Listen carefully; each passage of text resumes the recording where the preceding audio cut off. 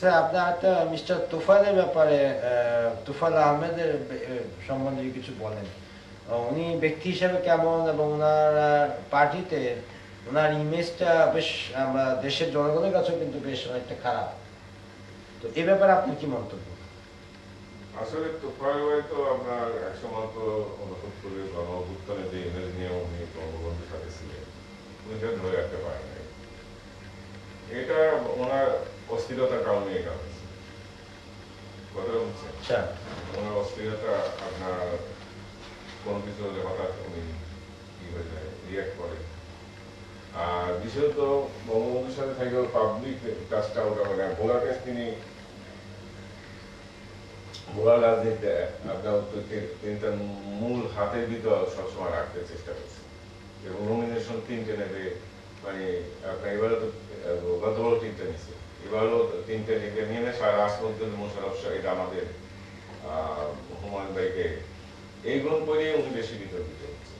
বিতর্ক আর কি তবে একটা নমিনেশনও যথেষ্ট। আপনার তো আমি রাখবেন তো একটা তাছাড়া জিতেও না। হ্যাঁ, তিনটে দ্বারাই খামাখা আমি বড় নেতা, এটা তো হবে না। বড় নেতা তো পাবলিক হবে। যিনি একটা এমপি হতে পারেন না, ওনাকে তিনটা কিভাবে দেয় পার্টি থেকে? গতবার তো নাসিম সাহেব তিনটে নিতেন।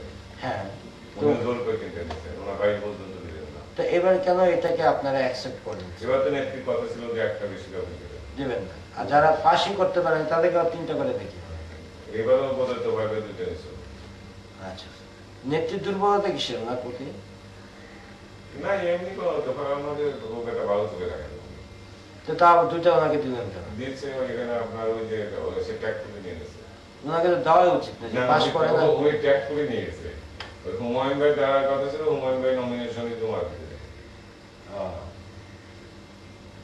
আচ্ছা, ওনার সম্বন্ধে উনি যে বাবুল হত্যাকাণ্ডের সাথে ওনার একটা জড়িত নিয়ে বেশ কথাবার্তা আলোচনা হয়।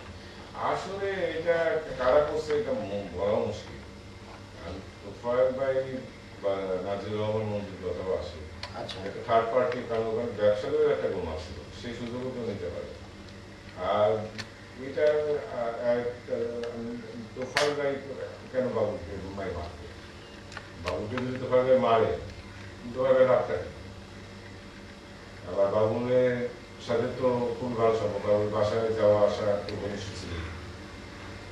আসলে ঘটনাটা কোথা থেকে, আর নাজির রহমানও যে মারবে সেটাও আমি বুঝতে দেখি।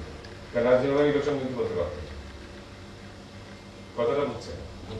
হ্যাঁ, উনি তো কনভিক্টেড ছিলেন, তো উনি একটা ইলেকশন করতে পারবে না, সেবা মারতে যাবে। আচ্ছা স্যার, ওনার বাবুলের ওয়াইফের সাথে তোফায়েলের সম্পর্ক তো বেশ ভালো সম্পর্ক ছিল, ওই ফ্যামিলির সাথে ভালো সম্পর্ক।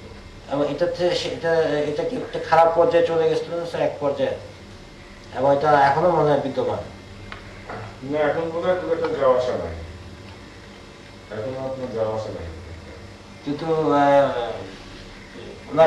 আমি তো জানি আর বাট লোকজন তো বলে যে তো কোন এক সময় ছিল মনে হয় এটা।